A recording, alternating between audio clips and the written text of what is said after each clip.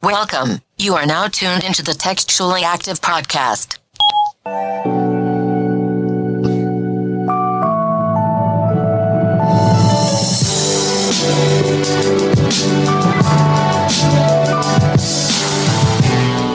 Hey everybody, welcome back to another episode of Textually Active, your weekly dose of conversations about navigating the digital age while dealing with friendships, relationships, and all the ships in between.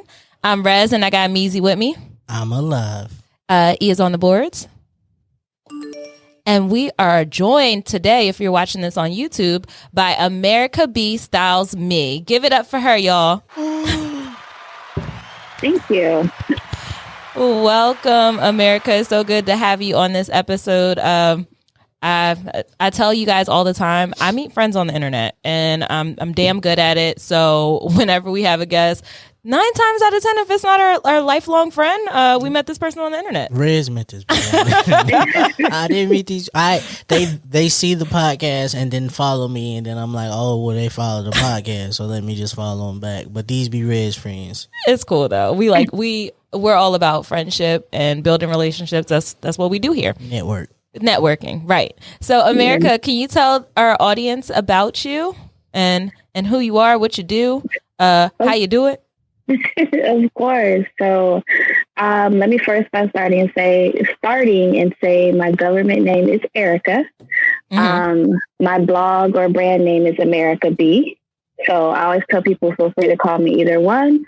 I am a fashion stylist, blogger, content creator, and photographer here in Miami, Florida. I inspire women to define their style, create their image, and build their brand through all of those things. I think the name for that is serial entrepreneur. That's what the blogs are calling it. Sound like she That's she what don't the word work on the street jobs. is. Yeah, you don't work jobs. You are the job. Right. Well, thank you.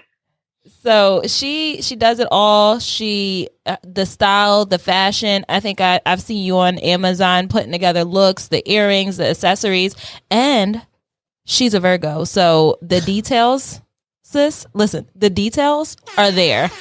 Details matter. Hashtag details matter. They do. So how's everybody feeling today? How you guys making out? It's one of those days where if you make it through it to the end, you'll be like, I made it. Okay. That's what today is like. So it's a roughie. Okay. I'm doing good. I had a good productive day at that job. And I need to get to the money. Let's go.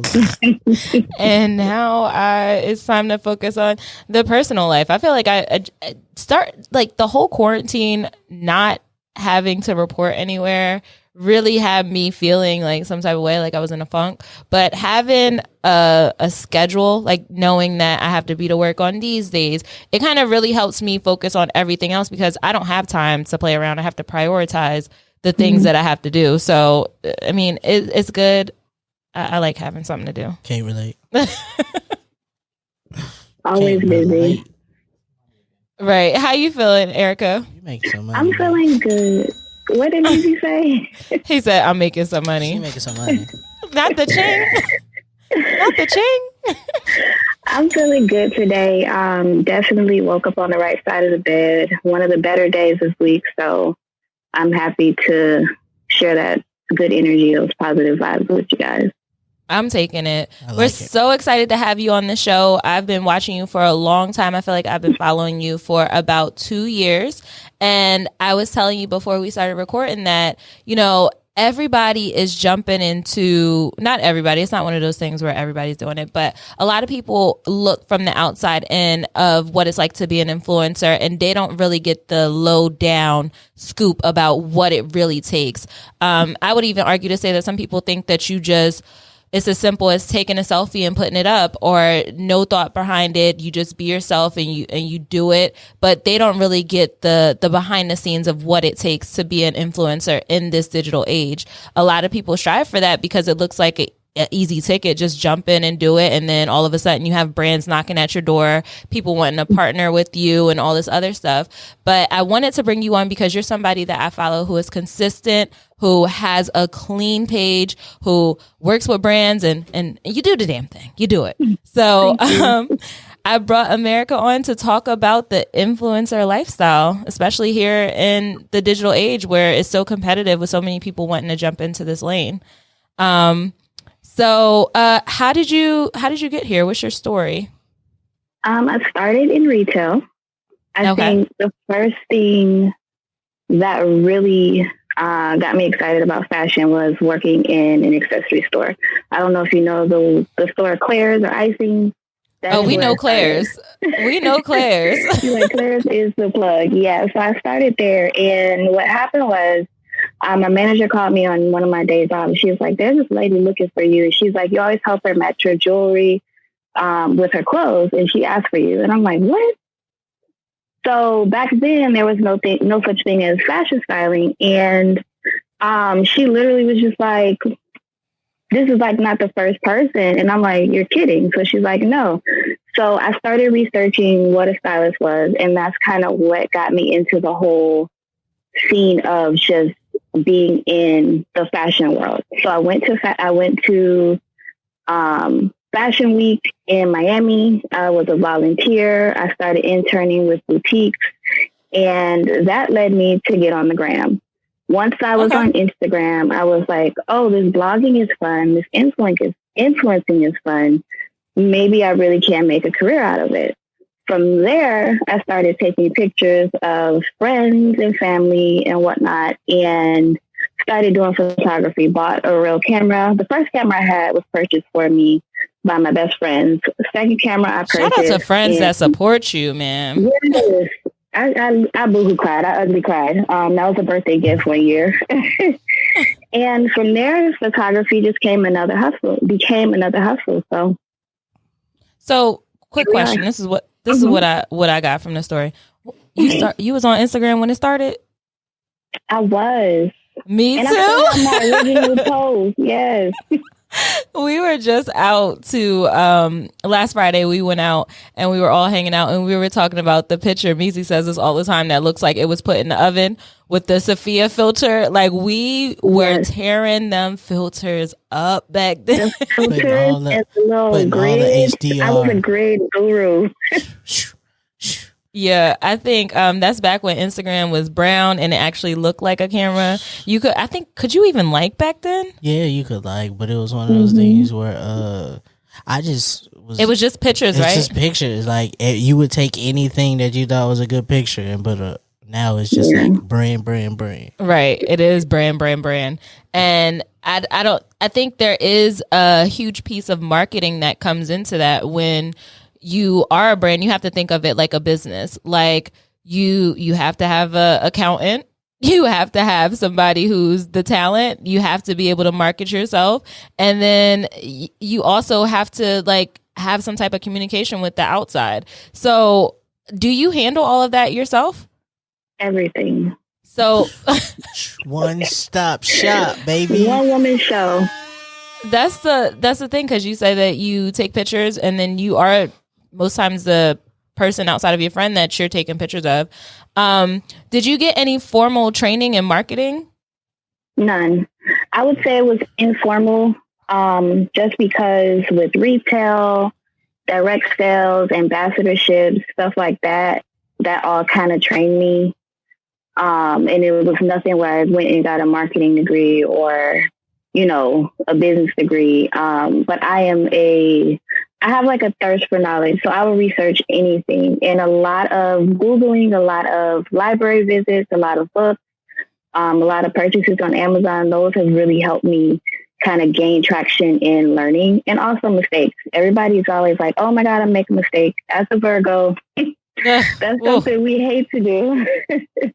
Still thinking about a mistake I made last year, man. See, but it's like when you really think about those mistakes, you're like, I know I'm not going to make it again. It helps. It plays a big part in it. So, yeah. So as somebody who's listening and they're trying to figure out what exactly it means to market yourself, what does that look like for you? marketing yourself and getting new followers? Because that's the main thing. Everybody always pays attention to the number that's on the profile. Like, how many followers does this person have before they even look into following you? Yeah, for me, it's not about numbers. When you kind of look at the business side and the analytics, that means a lot to businesses and brands, and I get that. But you got to really think about the content, the story you're telling, and just what you have to offer.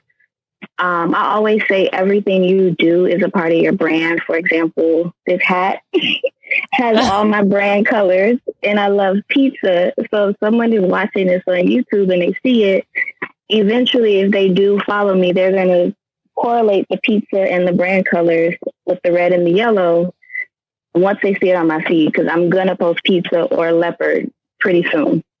And that's kind of how you market your brand. Oh, brand, someone said. As I wear the new lovely Textually Active hat here today. See what I was on it. I knew we was gonna get into this bag. So I was like, let me be here for this. Your brand always has to be there. So as somebody starting, storytelling is a big piece. How do you figure out what your story is and what you want to share to your audience? Like, is that one of the most important things? Like, is that where you begin? Like, I want to know, like, when you start a project, where do you start, and what is the most important part of this project that we setting out to show? The most important part is the truth. I like that. There's no sugarcoating, because once you sugarcoat, you kind of put a cover or a filter over what you're trying to present to your audience. Don't put your story in the oven, y'all. Don't do it. Your community will seek you out and find you and tell you you're a bold-faced lie. Period. Like period. All cap. And then people can really tell. Like, you can look at your caption, your hashtags, your picture, and if it doesn't match, and it's like, okay, I didn't get that many likes on here. It's not really about the likes. It's like, what did I not do to tell the story well for people to not get what I was trying to say? Okay. So I think the first thing you need to start with is the truth of what is the story.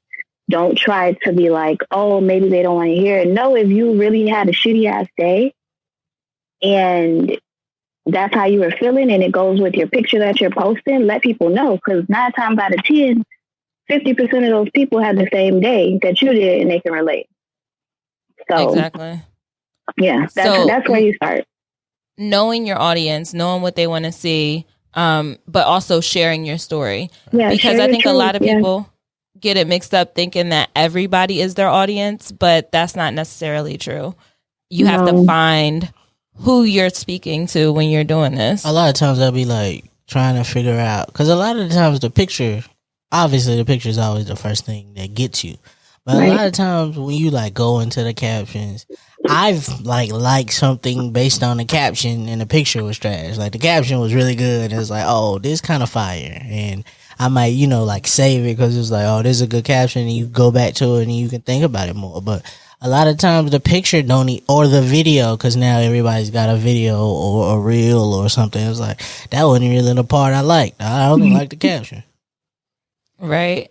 So once you figure out which story you want to tell, who your audience is, what do you do next? Like, how do you curate your content for those people? What does the content creation piece look like? Because you can't just post a picture of you and your significant other and just say, us again.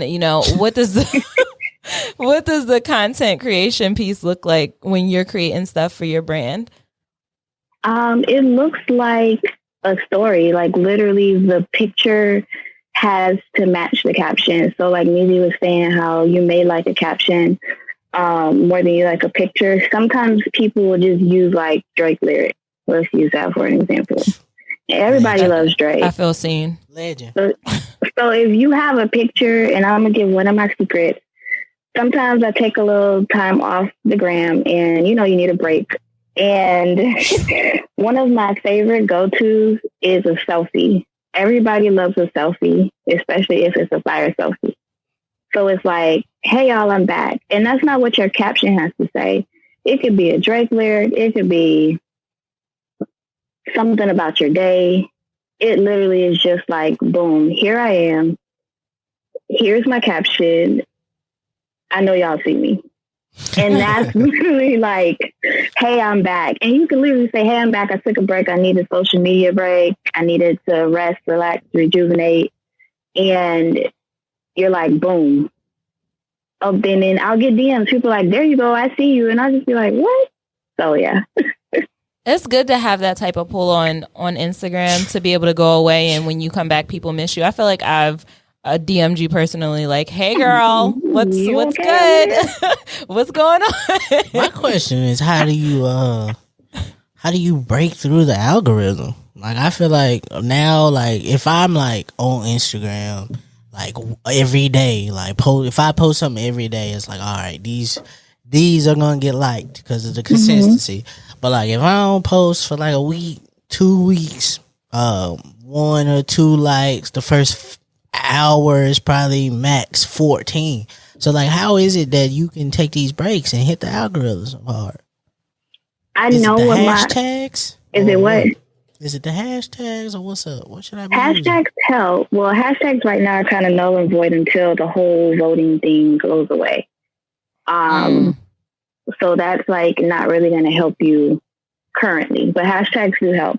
The thing is, you have to know what your audience likes. For me, my audience likes selfies. They like fashion. They like when I post fashion. They like when I talk about content and give tips. So I know those things are either going to get liked, shared, saved, or comments. So you look at which, and this is coming from a business page, so a business perspective.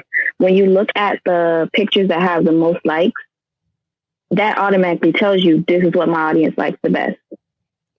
It could be the picture, it could be the caption, it could be the hashtags, but those two go together. And how often? Oh, sorry. No, go ahead. I was going to say, how often should you be doing these evaluations on your page to see what's working and what's not working?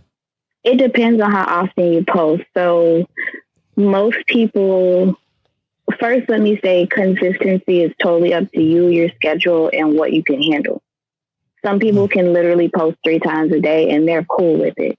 I have too much going on to do that. I'm not even going to lie. Yes, you can schedule it, but just to be realistic, I do it in real time because that's just my preference. And then when you think about your schedule, let's say I can post once a week, maybe 3 times a week. Let's go 1 to 3 times a week you can post. Every week you're checking your analytics saying, okay, this is the post that got the most likes. So let's say selfies got the most likes, textually active, like interactive posts got the most likes, and then outfit of the day got the most likes. So you stick with those. I always tell people when they want to introduce something new to their audience, do it on your story. Ooh, good tip. Good tip. Yeah, try it out on your story first and then see how they react. Even do a poll. Be like, y'all like this? Nah, sis, we good. Yeah, keep it coming. Make it fun, because that's people be like, no, I don't have time for this. Nah, sis. You know, people really will tell you if they're not scared to answer the poll. But you got to kind of read the audience and see what they like. Like if they say they like seeing your food post, keep posting food. Don't stop. Right. Another way, I'm going to give you this other tip. Another way to get views more so than likes to see how the algorithm is playing out is to post like a video snippet. So a reel, it could be a video of something. Oh my gosh, the reels have been going up. Yeah, reels, but you see how they changed it though. The reels are like the point where the kind of like the home button. So now where you would post, the reels are in place of that. And I just found out they have guides now. It's like, it's going to change all the time. So yes, you can stay on Instagram's ass about what they're doing, but you can also definitely build your own algorithm. And that's kind of what I'm trying to do. Okay. Yeah. So no matter how, I'm sorry, go ahead.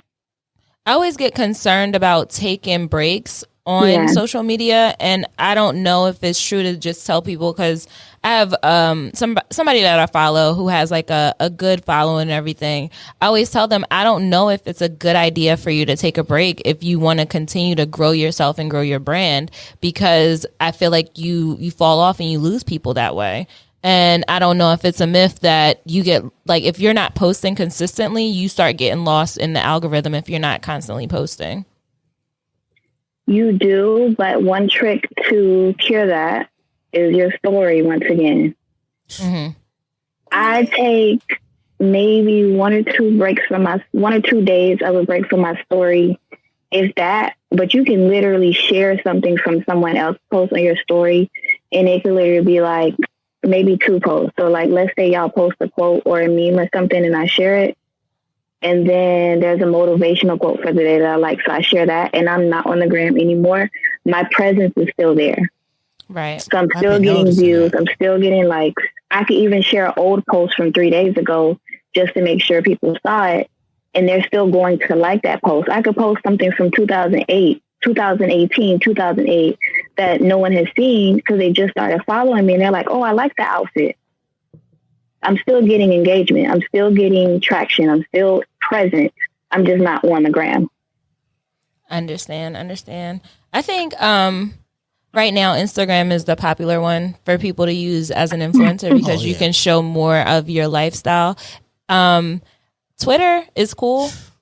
I always speak of like Twitter as the diary, and then Facebook, it just seems like it's for dinosaurs. Not no more, bro. Oh, streets is different now. Speaking of platforms changing, streets is different now, fam. What's going on? Every platform got a story. I just learned that Facebook has a Zoom.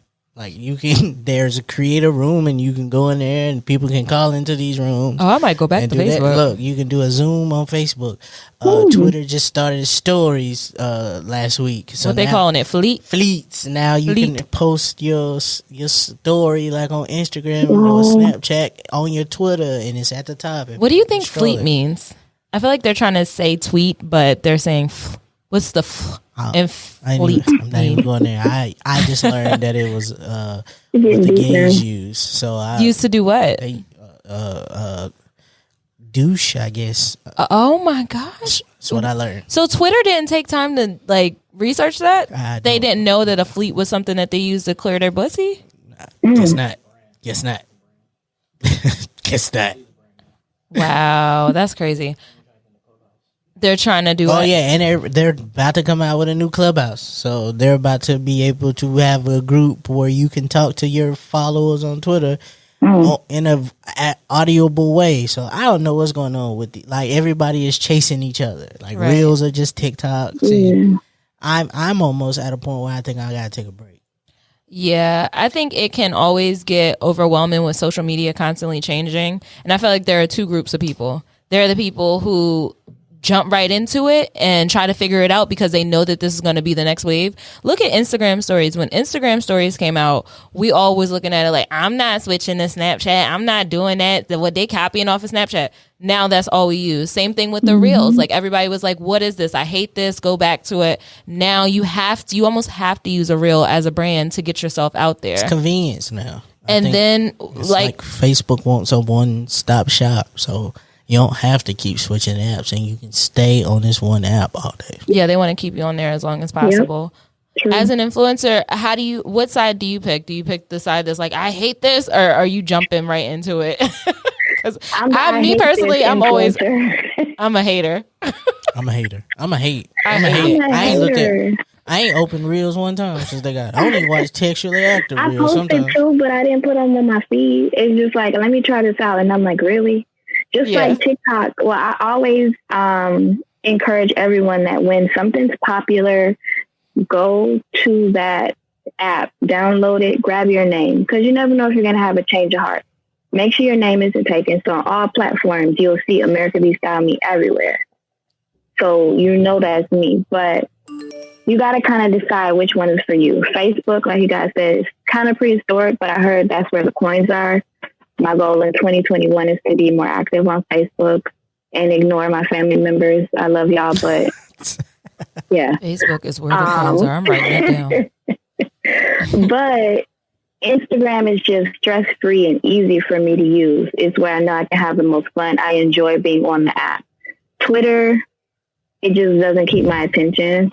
I'll go on if someone shares something with me, but that's about it. So it's kind of what gives you what's the most easiest to navigate through. Like, you might feel like it's a struggle to post on Facebook, but Instagram is easier for you, or vice versa. So go with what you know.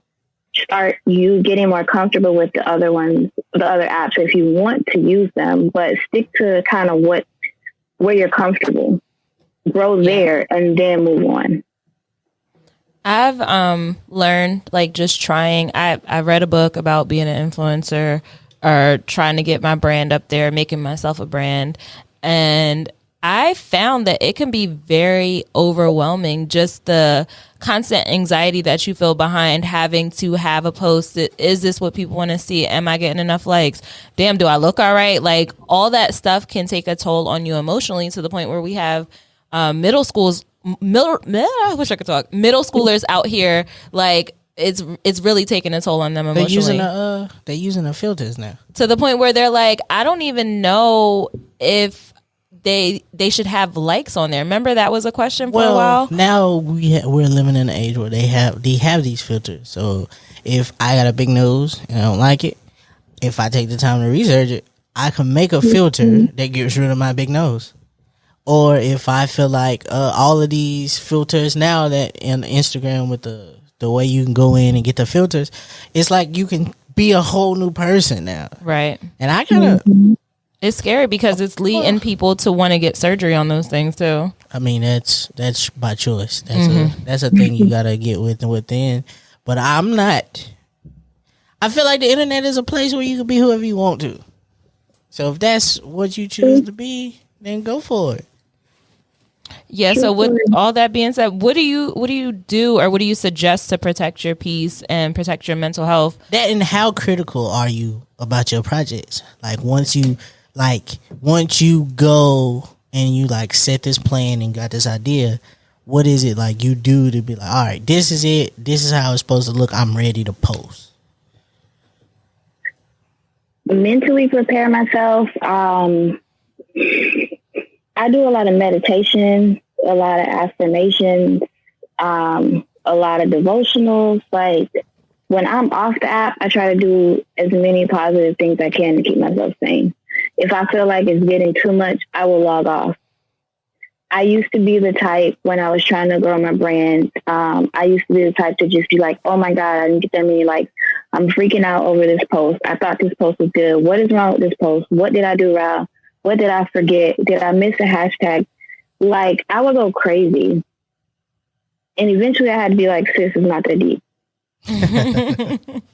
Like, you really putting pressure on yourself for no reason. And I started doing more research instead of more, like, putting more anxious energy into what I was posting.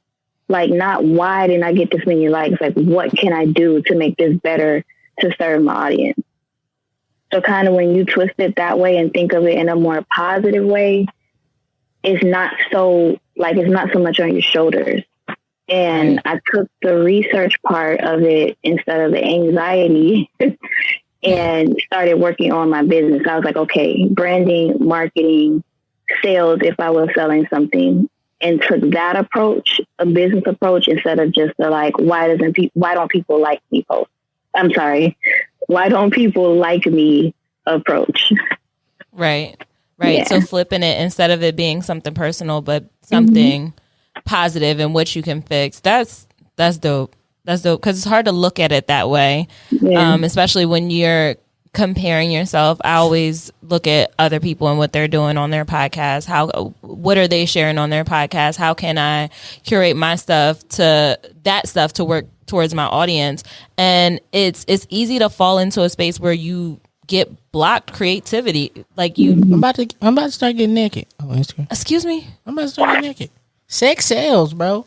And then hopefully I can then get an underwear company to endorse me, get some brands. I'm about to start getting naked. All of these girls with these Fenty shoots and all these free Fenty boxes coming, I'm about to get naked. I'm about to get me a... All right, my fault. But I'm about to. Yeah. Flavors of feet. Okay, so I still got the Gmail for you if you're ready. It's lit, baby. You better grab that on all the social platforms before somebody else do. We said that a while ago. It's lit, baby. Somebody probably already got that name. I'm pretty sure, and it's about to be wintertime, so the plus size man is about to be in style. Oh yeah, this y'all season. I got that. I got that 12 now. I got that 12 now, so the camera quality is legit. I'm about to be out here. It's up, and it's stuck. That's what the kids are saying now, right? I can't wait to post a picture and put that as a caption with somebody that I fuck with. It's up and it's stuck. Like I can't wait. Tear it up. But that leads me to my next point. You said that you want to do stuff so that you can attract underwear, you can attract like footwear and stuff. How do you make yourself presentable to a brand? Like it's the tagging of the brands that you're wearing, like cool. Like I be seeing people do it, but I be like, that it's kind of corny because it's like, oh, I want the people to know what I got on. But also on the other side of me, it's like it probably works. If I keep tagging Ivy Park, how long do you think it'll take her to say, "Hey, here's your Beyonce box"? Please don't wait to hear from Beyonce. Please look for her PR. Please look for her PR person, not her. So tagging Ivy Park, scratch Virgo off to Virgo about a fellow Virgo. Let me find her PR person. Let's figure this out. We're getting this done. Her PR people. It's me. But yeah, you want to make sure you do tag brands if you're considering yourself an influencer, blogger, what have you. People are definitely going to ask you, "Oh my God, I love the top. Where'd you get it?" Just tag the brand.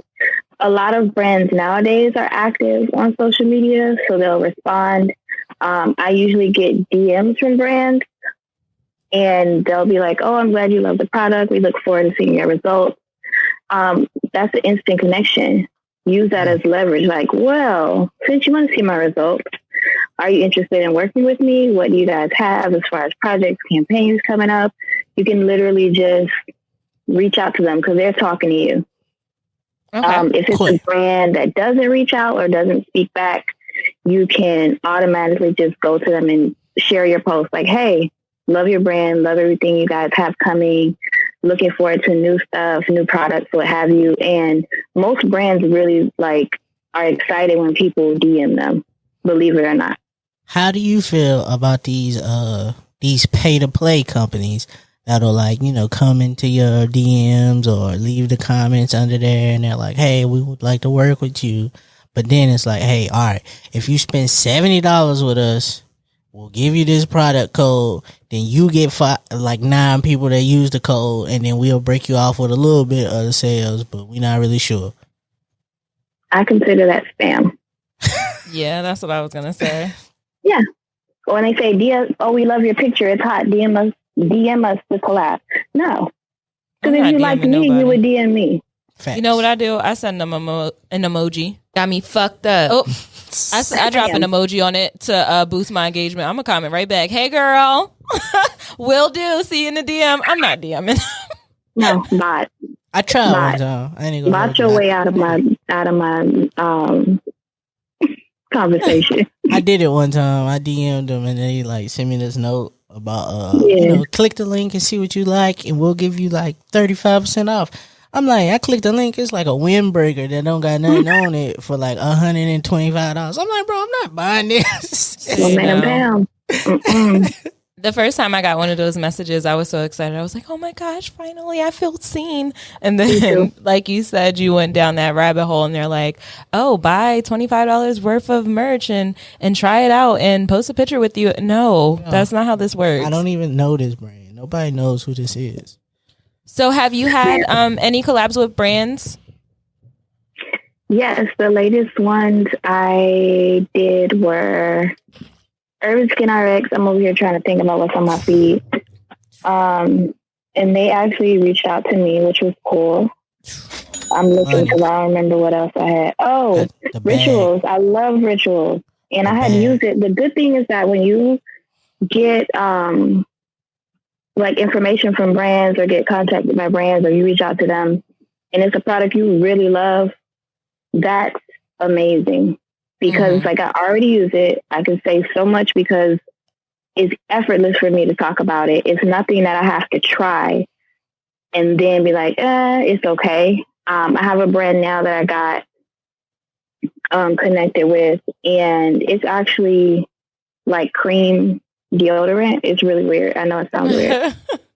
Look at me, this crazy.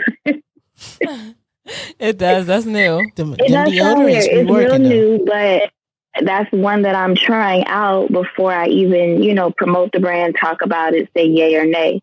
So if it's something that I don't like or something that doesn't align with what I share, for example, if just some random like fitness brand hits me up and like, hey, we want you to talk about our cycling bike or something. And I'm like, really?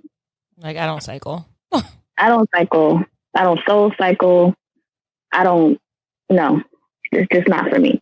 A lot of your thing is like truth. Like, be truthful with it. I can see that. Yeah.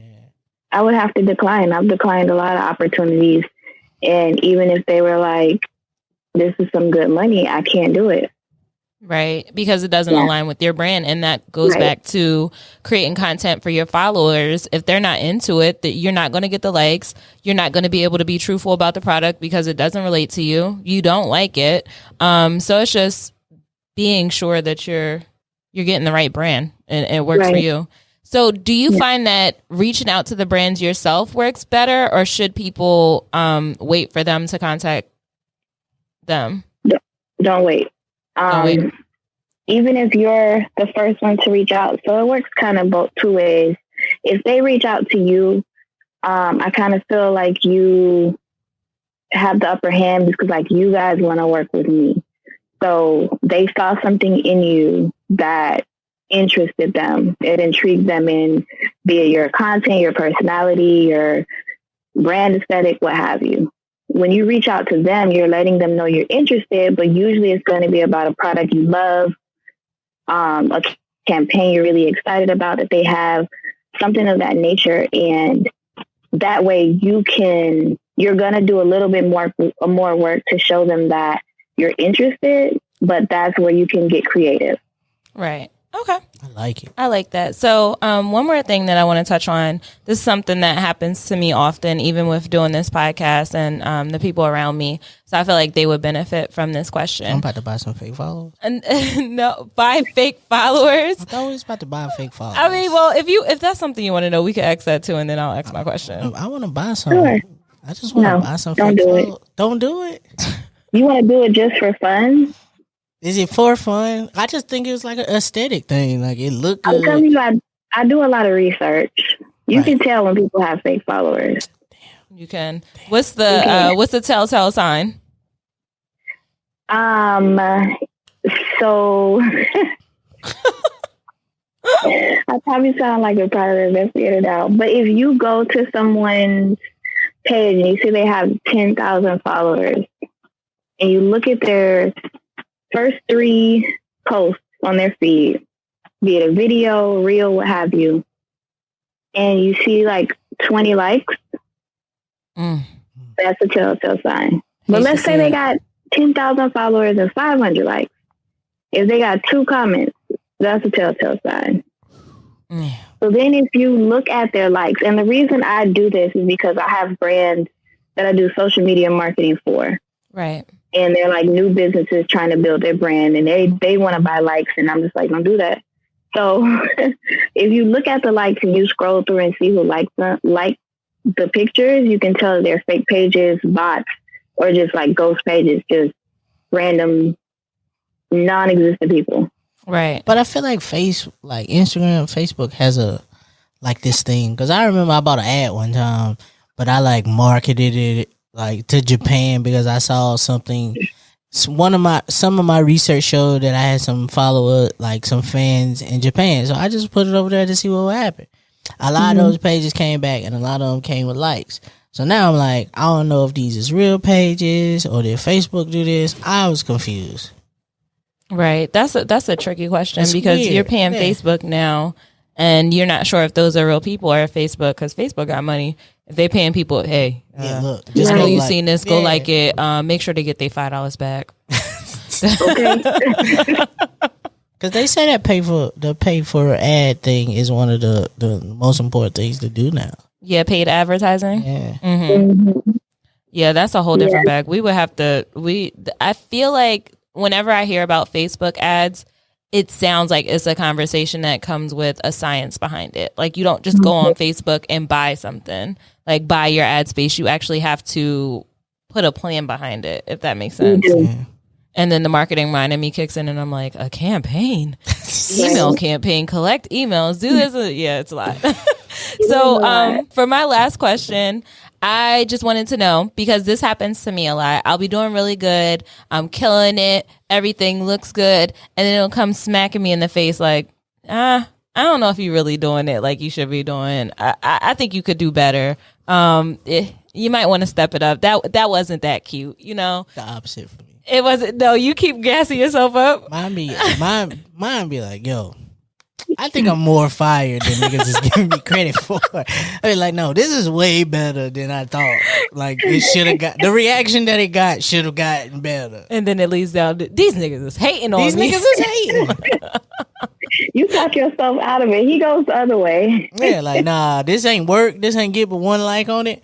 But it's way better than that. It's way better than likes. They don't see you in They don't see you in these streets. And then the crazy thing is, I feel like it's like something to do with me. Like, I might be very off-putting, but I'm gonna keep being me. I'm gonna keep living in my truth. That's what I learned today. Be truthful. I'm gonna keep living in my truth. I is who I is. I is what I am. So have you ever experienced imposter syndrome in the stage of creating? I have. That actually happened to me yesterday because I hadn't picked up my camera for a long time, and a long time being like a few days. And I was just like, and my last post actually talked about that. I was literally in front of the computer working on proposals and campaigns and emails and stuff. And I was like, this is boring. So I was like, go get your camera, sis. So I took some pictures. It took me about an hour to kind of set up, get my lighting together, take the pictures, upload them to my phone. And then for these, I edited them on my phone. And as soon as I looked at them, I was like, what were you doing? This is a hot mess. And it's like, why are you questioning what you just did? Mm-hmm. And I think what helps me is just like, I went back to some old photos that I took like last week. And I'm like, these are good. And that wasn't even your best. And practice gives you more leverage in perfecting your craft. No, it's not always going to be perfect, but the more you do it, the more you work towards what you're trying to accomplish, the better you're going to get. So I try to keep that in my head. And then I have my moments where I literally be in the mirror like, girl, you the shit. You the juice and the squeeze. You ain't heard? I like it. And my best friend, her thing is because I'm a vibe. So she always says that. So I just shot her last night. Like, I took her pictures last night. And we were going through them, and she was like, because we a vibe, because I'm a vibe, period. Yeah, sometimes you do got to gas yourself up. Exactly. You really just got to talk to yourself like, this is it. This is what I'm doing. And I am who I am. And you remind yourself that you have, a gift, and you take that gift and run with it. And if it's more than one thing that you're good at, do it. Do what you're good at. Focus on that. And then in the background, work on what you're not so good at that you need to perfect. And then when you perfect it, or as you're perfecting it, start sharing it, start working on it, start building it. And you'll realize, like, I'm not the photographer I was when I first got a point and shoot camera. Right. Now that I upgrade to a DSLR with a better lens, it's like, whoa. And that intimidated me to upgrade my lens. And it's a whole nother ball game shooting with a different lens than a kit lens from like your camera that you just get right off the shelf. So I love it. I think that's a good way to stay up and keep yourself upbeat, is to go back to the affirmations and reminding yourself of how far you've come. Like we talked about this at the beginning of the episode. We was putting our photos through hell. If you go back to that archive, because I archived my pictures, I didn't delete them. Well, when we could archive. So when you go back and look at the stuff that you were posting before and you look at it now, it's like, dang. Crazy. Like even with TA. But the crazy thing is how as time has went, our eyes have gotten better. Like, cause back then, those pictures looked like they were fire. They did. But now all of a sudden, as you look at it and it's like, no, this is pure trash. Like, I would never understand why so much HDR was on them pictures. Like, ugh. I will never understand. But let's go ahead and take a break and come back with our final thoughts on this topic. I have a good one. I know what I want to talk about too. All right, and we're back from our break with our final thought. Let's get it started. So apparently, like you said this earlier about how to do it, and I remember I'd asked people like, I haven't felt creative lately, and I'm like trying to figure out a way to like get myself back into this process of like a couple years ago, I used to make great shit, great art, great ideas would come, but like now since I've like quit my job and I've been sitting at home trying to figure out what's next for me, I have not felt like creative at all.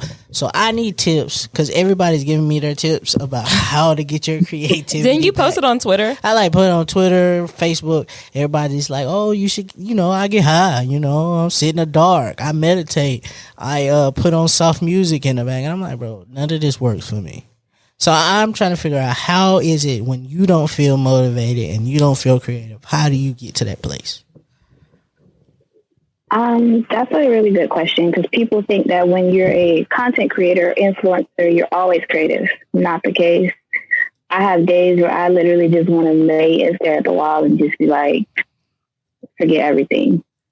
So on those days, I do just that. But I don't allow myself to kind of wallow in those bad vibes or energy for longer than a day. What helps me get creative is looking at magazines. I love art. I love nature. I love photography. So that was random. Sorry. Did y'all hear that? It's okay. My bad. I don't even know what it was. It's a ghost. It's the ghost of creativity in your house. There it is. So art, even going to museums now that things are kind of open, just like the other day, instead of sitting in front of the computer creating campaigns or proposals, it was better for me as a creative outlet to shoot content, just to pick up my camera, figure out what I want to shoot, and just go with it. You just got to find out what that one thing is, maybe 2 or 3 things are that helps you. I know you like music because you always have a playlist. You always have a vibe. That's going to help you get back into the vibe and energy. So music that helps you think and flow. Writing down ideas, even if you're journaling your thoughts, what's going on in your head that's got you clouded. Once you put it on paper, it gets it out. So then you have that space for the creativity. So anything that's blocking it, you get it out on paper. Even if you write, today was a bad day, this is unreal. Tomorrow, let's hope it's better. That's it. That's still getting that bad thought of what happened today out of your head. Mm-hmm. So it'll allow that room for whatever creativity. If you draw, pick up a pencil and a scratch piece of paper and just draw the first thing that comes to mind or the first thing you see when you look up. Okay. If you paint, go get a few Dollar Tree paint brushes, some paint, get a little canvas, go for what you know. That's going to help you kind of get back in that cycle and that system of being creative. And even if you, let's say a sports person, Michael Jordan is like your most influential person, your icon, your role model. Get one of his books and read it, and you'll see what he's done to get his creativity back or get his head back in the game when he felt like, he wasn't doing what he needed to do. Either watching documentaries, watching sports, whatever, those things that really get you excited about creating and about, your hobbies or your interests, that's what's going to help you boost it back. I like it.